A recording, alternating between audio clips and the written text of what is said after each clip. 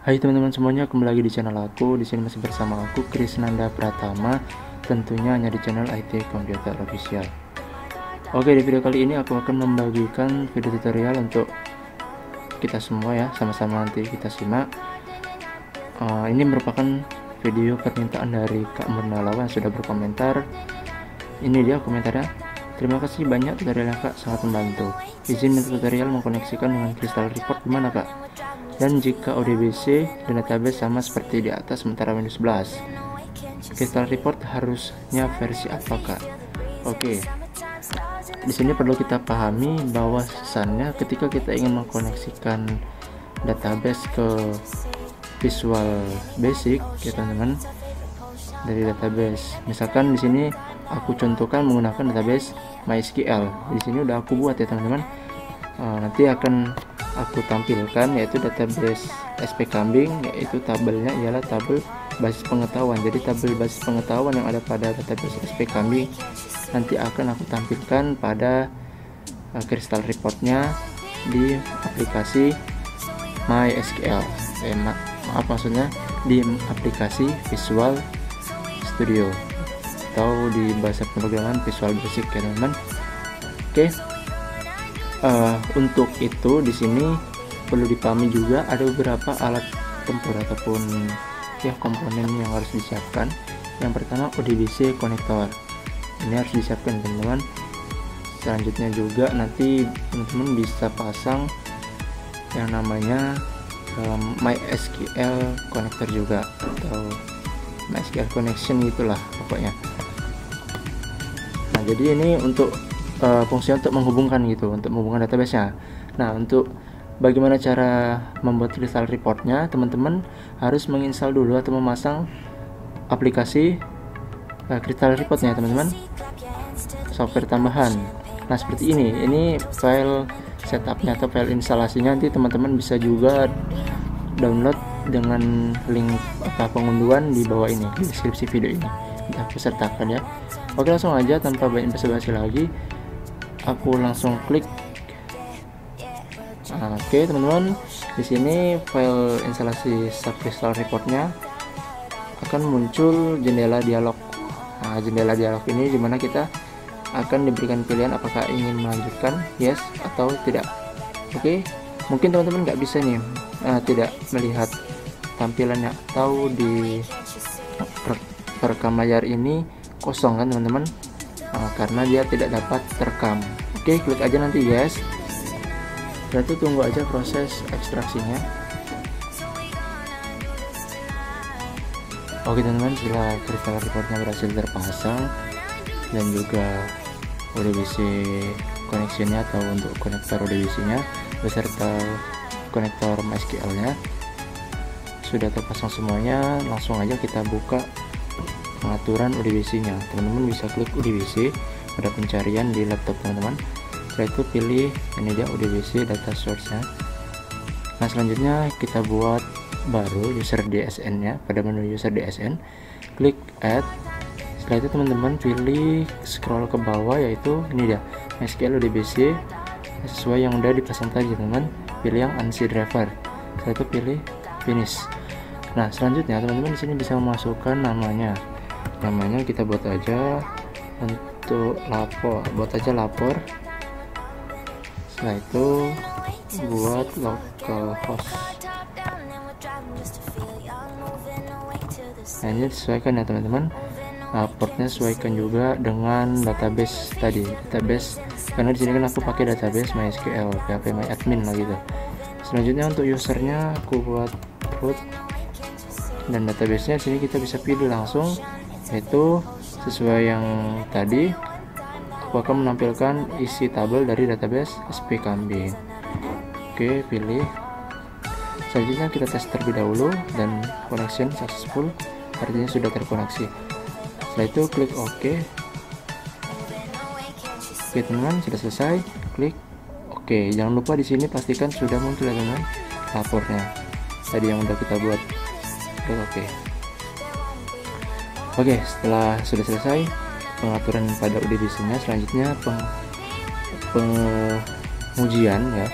Kita akan melakukan pengerjaan pada proyek kita. Di sini aku sudah buat proyek untuk uji cobanya, yaitu dengan nama tampil data untuk menampilkan data pada Crystal Reportnya. Oke, ketika Crystal Report sudah terpasang tadi kan, pasti dia akan muncul di bagian toolbox teman-teman. Di bagian toolbox, yaitu di sini di bagian reporting. Namun apabila teman-teman tidak mendapatkan Crystal Report di bagian sini, teman-teman klik project, lalu pilih tampilkan data properties. Nah, pilih pada menu compile, scroll ke bawah advanced compile options. Selanjutnya target frameworknya teman-teman ubah menjadi net framework 4, gitu teman-teman, pastikan. Oke, namun apabila sudah diisi net framework 4 tapi belum juga muncul, teman-teman harus merefresh aplikasinya dengan cara close terlebih dahulu aplikasi Visual Studio-nya, lalu masuk kembali ke proyeknya. Nah, sudah paham lah kira-kira teman-teman. Oke, langsung aja. Di sini aku sudah buat tampilan form satunya seperti ini, sederhana.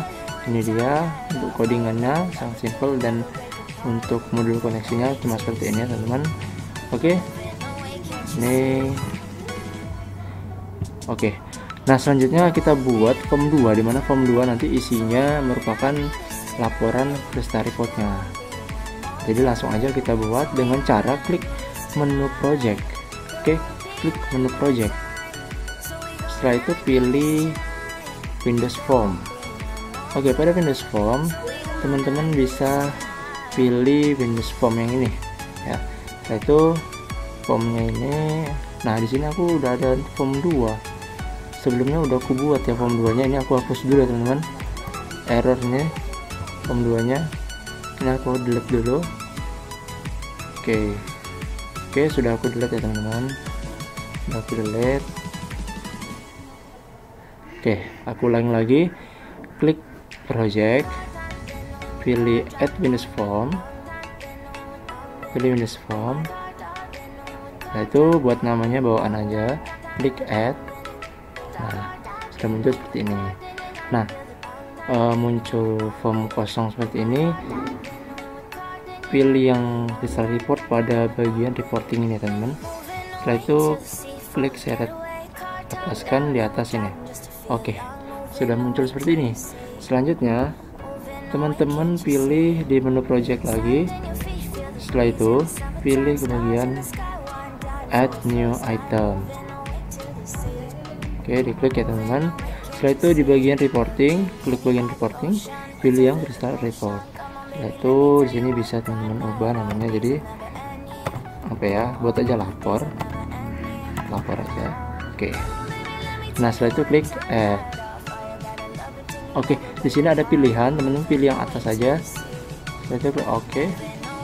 Nah, apabila teman-teman sudah pernah melakukan penampilan data menggunakan Crystal Report, teman-teman akan melihat punya teman-teman di sini database-nya. Nah, jika belum ada, kalian bisa klik yang ini, create new connection, lalu pilih yang ini, UDBC, pilih yang UDBC. Nah, selanjutnya apa? Di sini kan aku udah pernah nyoba. Nah, untuk menambahkannya, double klik aja yang UDBC-nya ini, double klik aja. Oke, kalau misalkan nggak bisa, pilih yang ini, make new connection-nya. Oke. Selanjutnya pilih yang tadi yang udah kita buat, yaitu lapor kan tadi, lapor. Ya. Selanjutnya klik next. Ini klik finish saja. Oke, tampil seperti ini. Nah, teman-teman bisa lihat pada bagian lapor itu ada nama database-nya tadi, database SP Kambing, dimana kita akan memasukkan tabel basis pengetahuan ini. Oke, basis pengetahuan ini. Oh, ini udah muncul ya teman-teman di samping. Namun kalau misalkan belum muncul, seperti ini saya ulangi ya. Nah, klik yang ini, pilih yang ini, tanda siku kanan. Oke, sudah muncul seperti ini. Itu pilih yang next. Oke, pindahkan ke bagian kanan ya teman-teman untuk field-nya, isinya. untuk memindahkan semuanya secara langsung, pilih yang ini aja, yang double siku ini. Oke, setelah itu klik next. Ini untuk grupnya nggak usah dibuat, klik next saja, klik next. Di sini pilih stylenya atau penggayaan dari laporannya. Sini aku tes saja yang ini ya,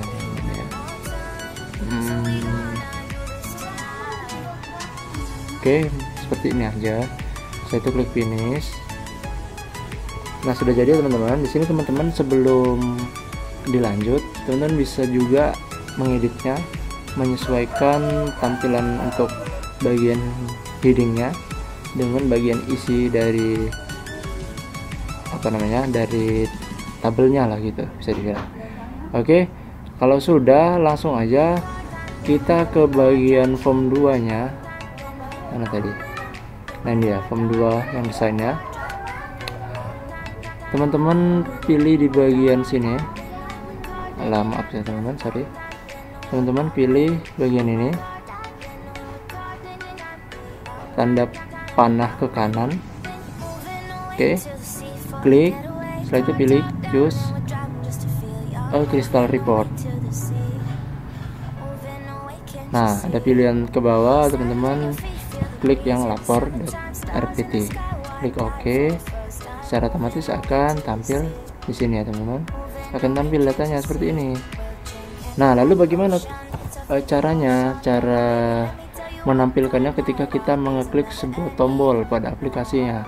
Contohnya di sini ada tombol cetak laporan. Di tombol cetak laporan ini akan diberikan fungsi ketika kita klik tombolnya, maka akan menampilkan form 2-nya. Nah, jadi begitu ya teman-teman. Caranya itu seperti ini. Teman-teman klik cetak laporan. Setelah itu ketikkan aja form 2 .show. Oke, jangan lupa disimpan. Kalau sudah teman-teman, kita coba kita start debugging. Oke, klik OK. Nah, muncul seperti ini teman-teman. Kita tes cetak laporan. Oke, di sini ada kendala. Apa kendalanya? Kita lihat di sini ya. Form 2-nya pasti ada kendala nih di form 2-nya. Ini aku matikan dulu. Oke.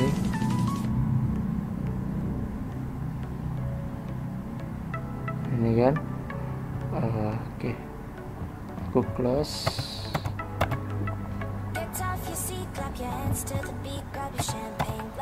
Nah.